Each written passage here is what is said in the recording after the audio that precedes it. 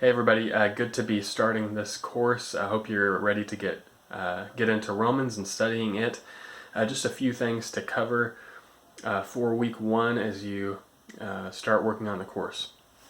One is your course objectives. I won't read those for you. You can see those in your syllabus, but be thinking about those each week as you come to the coursework, as you come to consider each of these books, Romans through Revelation, especially objectives 2 through 4. If you come to each week with those objectives in mind, it will give you a sense of why we are assessing you the way we are, what we are assigning you to read.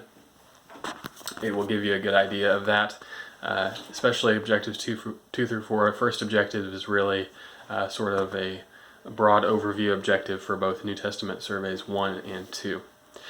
Second, one thing you will see this week in one of the contextualized application assignments, and even a concept that will be helpful for you in your discussion posts this week, and something that's going to be important throughout the whole course, is something called literary coherence.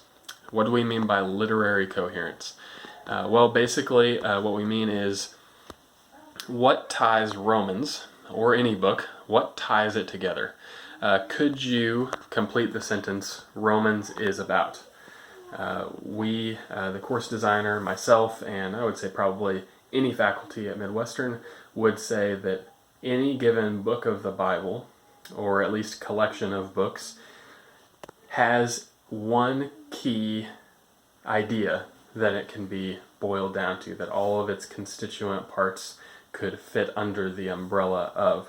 And so when we talk about literary coherence, we mean that the whole letter is tied together by a singular concept or idea.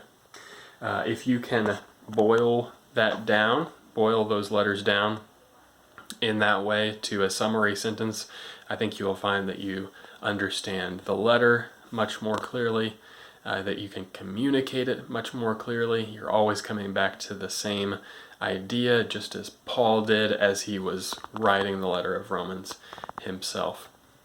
Lastly, just wanted to indicate that you can feel free to choose any of the 3 tracks for contextualized application assignments, and you can switch between those tracks as you wish.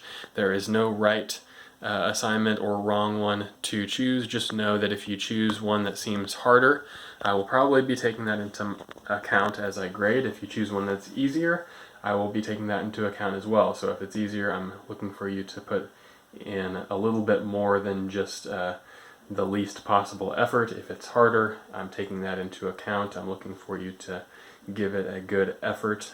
Test yourself. That is about it that I want to cover for this week. Hope you enjoy this week and every week to come.